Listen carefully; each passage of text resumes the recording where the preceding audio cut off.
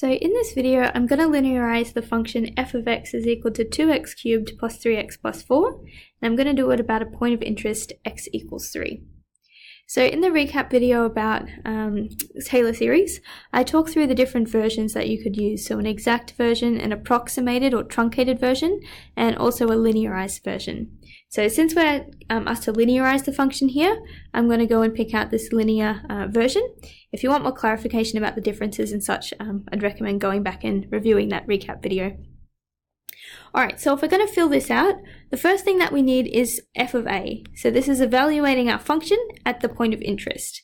So in our case, a, or our point of interest, is equal to 3. So if f of x is equal to 2x cubed plus 3x plus 4, we should be able to figure out what f of a is, or f of 3 is, just by subbing in 3 for all the x's that we see. So if you type this into a calculator, it comes out to be 67. Alright, so looking through this again, the next thing that we need is f dash of a, evaluated at a, sorry. So f dash of x we can get by just taking the derivative here, and then we can substitute in 3. So the derivative is going to be just applying our power rule, so top number times the front number, which gives us 6, and then take 1 off the power, so 2. Same thing here, it's just going to be left with 3, and the derivative of a constant goes to 0. So let's substitute then 3 inside this function. So 6 times 3 squared plus 3. And this one works out to be 57.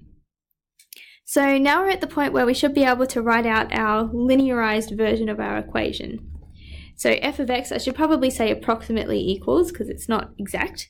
F of a is the first thing. So looking back here, we figured that out to be 67. And then we've got plus f dash of a, and we figured that out to be 57.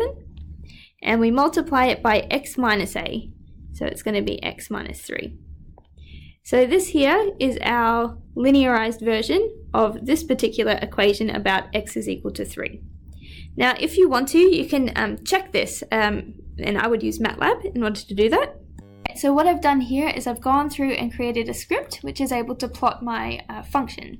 So I've defined an x variable. It's at the moment looking at what's happening between -3 and +6. And I've defined y1 here as being the exact version of the equation, and y2 here is my linear approximation. So I've then plotted them both against each other, and I've given it a legend, so we should be able to make out the difference. So this one here, the blue line, that's our exact solution, and this orangey red line is our linear approximation. So we can see that it is indeed linear, which is good, and our point of interest is like x is equal to 3, so that's like this point here. So we can see that the exact and the linear solution are pretty similar around that point of interest, but as we get far away from it, it becomes less and less exact. So that's what we would expect. So that's pretty much all there is in terms of this video.